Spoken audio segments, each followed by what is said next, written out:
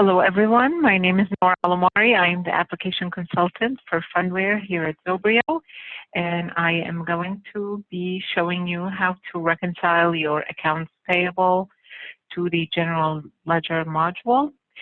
This is kind of a hot topic right now. It's almost time to do that at the end of the year coming, and all these reconciling processes need to be done. So let's go ahead and start. If you have any questions, please write those in the comments tool when we're done with the webinar, or you can email me. My email is on the screen, and almost everyone has my email address by now. Okay, to begin with, reconciling your Fundware accounts payable to the general ledger. You will need two reports. The first one is an accounts payable report, the invoice history report, the OTHIST. Now, this report is a canned report. It comes with the software, and as I'm sure that most of you have worked with this report before. We will need to run it with a report date of the end of the period that you are reconciling for, and we need it to cover the obligations that are at the invoice stage only. So from invoice to marked for pay, that's the range of the stage numbers that we are going to run this report for. On the other side, in the general ledger, we will run the ledger report. Again, it will be for the same date that you are running the invoice history for. And let's see. So to run the invoice history report, you're going to go to the report manager, and for the module, you will select accounts payable. The report category will be PO invoice reports. And the invoice history report should be the fourth one down unless you have user-defined reports. They're sorted by name. The name of the report is usually a 5-character or 5 or 6, a short name, and the title of it is the invoice history. You will notice that the source of this report is system, meaning it came with the software. Maintained should be system. Sometimes it is user. Things happen. Maybe someone went in and edited the report, although it is not something that we recommend, but sometimes these things happen. And you should be aware of the changes that were made just in case it affects the results, as in you will end up with less information that you need for this purpose, or a lot more, and maybe you can just copy the report and name it something else and make it just like the original reports, meaning with the minimum amount of information that you need for this purpose. You're going to click on the report name, and you're going to click on Produce. This window will come up, and you will notice the report name is at the top.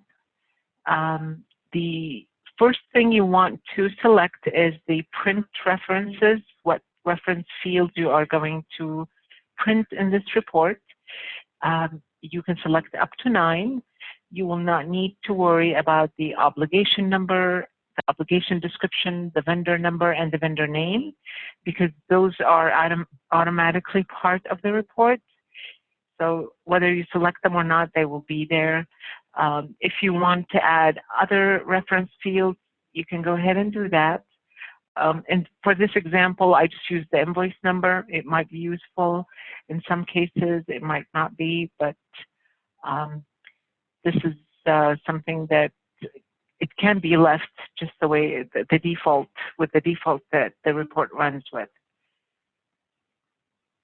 Next, you will deal with the references and the vendor, and those can be left the way they are. You don't need to make any changes. You want to include all the vendors. You want to include all the obligations. you do not want to exclude anything, because if it is in the date that you are running the report for, you want it to be part of the report. So those will be left the way they are. The next thing you want to work with is the stage, and the stages that this report needs to cover for the purpose of reconciling to general ledger is the invoice stage, which means anything from invoice to marked for pay. And the drop-down should give you the stage number and the description of it. In some versions of Fundware, in some cases, the description might not be available, or you just want to double check and make sure that you are selecting the right stages. Let me show you how you can look up the stage number that were set up when you first started using Fundware. You are going to select Accounts Payable, select Setup, and then Extended Setup. You will get the blue screen, and there is going to be a menu at the top of the screen. You are going to select D to display, and the invoice stage is field number 2. It's going to be in the first page, and as you can see in this example, it is it's number 2 from stage to stage, and it's stage 30. So we know that the invoice stage is stage 30. And then when you press the Enter key, just like it says at the bottom, you'll go to the next page of this screen, of the Extended Setup screen, and you will find the marked for pay stage, and that is the 5th example. And most of the time, 90% of the time, those numbers are going to be 30 to 50.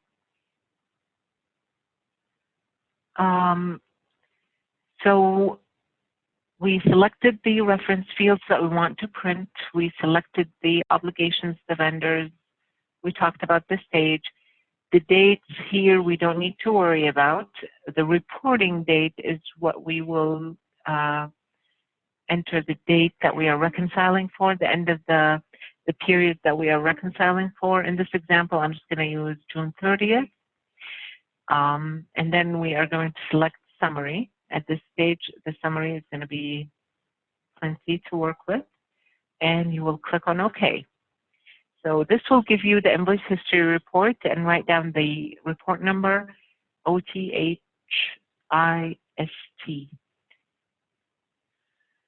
The other report that you will need to run from the other side, from the general ledger, is the ledger report. Again, you will go into the report manager. You will select the general ledger for the module, and you will select the transaction reports for the category. The ledger report is LEDGR. Again, the source of this report is going to be system. This report comes with the software. The maintain should be system also, but again, and sometimes users go in and have the ability to edit this report. So just make sure that you are aware of the changes. If you want, you can copy this report. If it's got a maintain as a user, you can copy it and make changes to make changes to the copy to make it match the canned report. We can help you with that. We can also run a tool that will reset those reports. So just let us know if you need help with those. Anyway, you're going to click on Produce to produce the report. And the trick here is the account mask. You're running the ledger report on the Accounts Payable Control account. So you need to know that. So again, we're going to deal with blue screens in Accounts Payable to know what that account mask is. You are going to go under Accounts Payable, Setup, and you will get the blue screen again. You will select, from the menu, you will select D to display. And in the second page, you're going to press Enter and go to the second page, and you'll see that in field number 3, the account mask, the AP account mask is right there. So you're going to write it down, and this is what you're going to use in the ledger report. So in the basic setup blue screen, in the second page, you will find the mask that you need to use here in this when you're running the ledger report. The date is going to be the same exact date as the date you used for the invoice history report. In this case, it's June 30th. You don't need to worry about anything else. All the other options and selections in this window can just remain the way they are. Just make sure that you are looking at the report detail. So make sure that this option is checked to show report detail. And you click on OK. And this is the sample of the invoice history report. As you can see, it is going to show you the report name and then .L. You are going to see that you ran the report for what date, just to make sure that this is the right report. You will see that it's a very simple and clear report. You have the vendor number, the descriptions, the amounts, all the stuff that you need to recognize those, the information that you need to reconcile with the general ledger. The report total is what we are concerned with, so you're going to look at the end of the report, and that number here, we need to match it with the ledger report, and here it is with this number. The ledger report, you're going to look at the end of it, and the name of the report is CSLEDGR.L and then the division number. And the two totals and the two reports need to match. And hopefully that is the case. If not, there are 4 possibilities that the general ledger control gets out of sync with accounts payable. You will see that you're going to be, the two totals are not going to match if, and there are 4 possibilities. One is a manual journal entry was made to the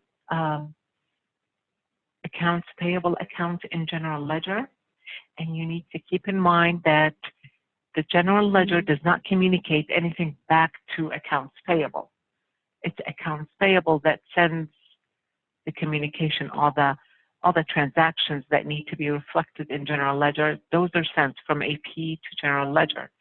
General ledger doesn't talk back to AP, so if a manual entry was made in general ledger, AP is not going to know about it, and the reports are not going to match in that case. And and we're going to see how you can spot these in the journal entries. The other option is when posting to general ledger from the accounts payable was turned off.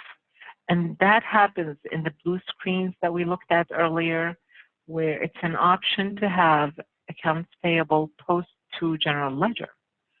And if that option is changed for some reason,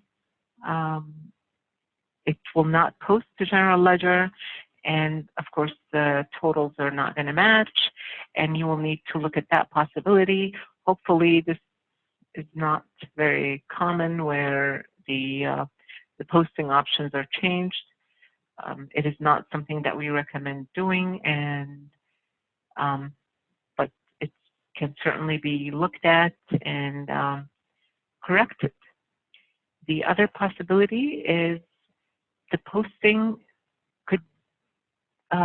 could become out of balance. This is when accounts payable, you paid a check, for example, and it posts in general ledger, but it posts out of balance. This is something that could happen. It's possible, it's common because of the number of users and your connection to the server, and a lot of factors can affect that. And those, again, can be spotted easily, and we can fix those by just reversing the out-of-balance journal entry and posting it manually in General Ledger.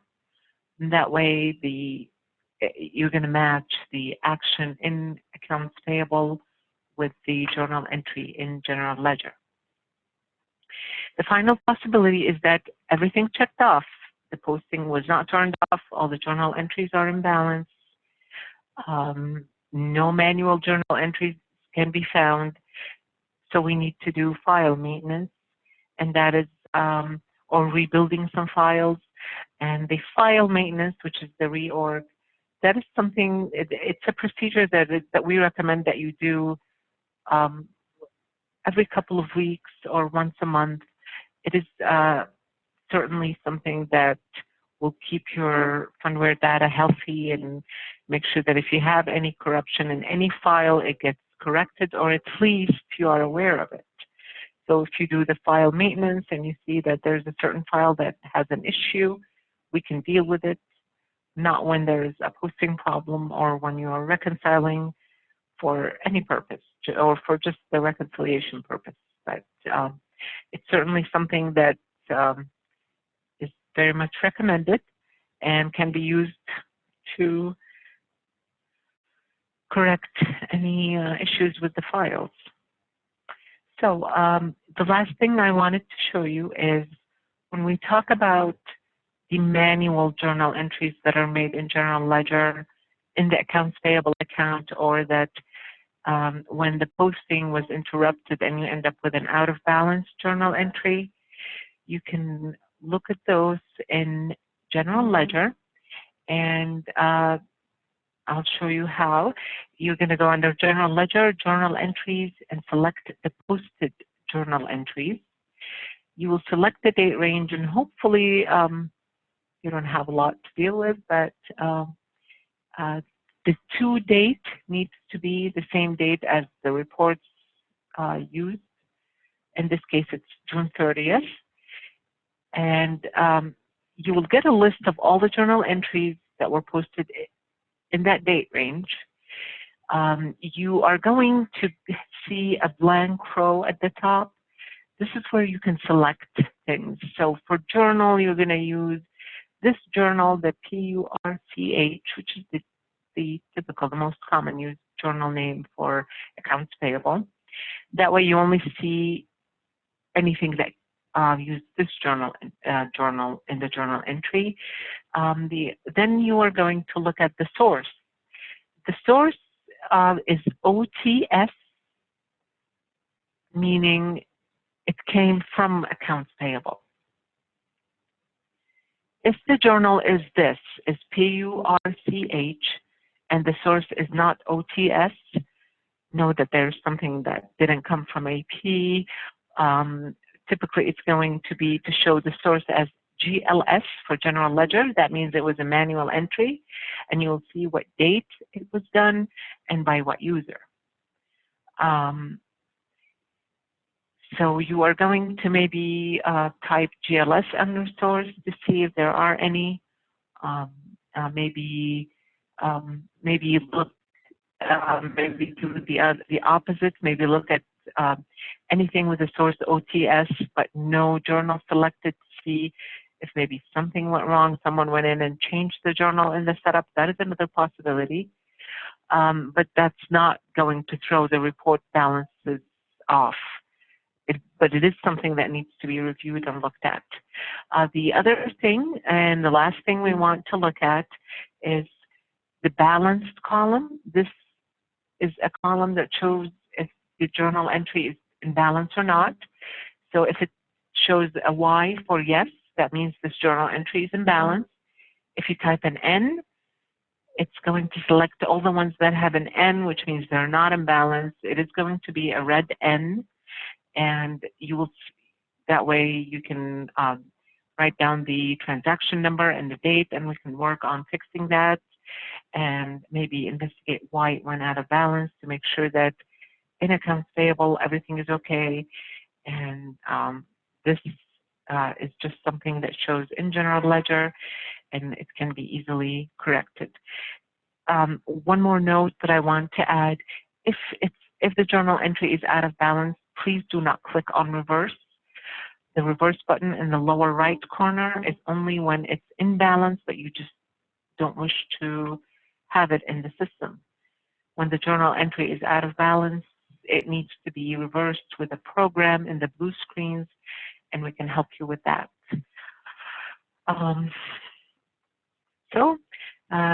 We just covered reviewing the reports for reconciling accounts payable with general ledger. If you have any questions, please let me know. You have my email address and my phone number, and hopefully this made things clear. Thank you.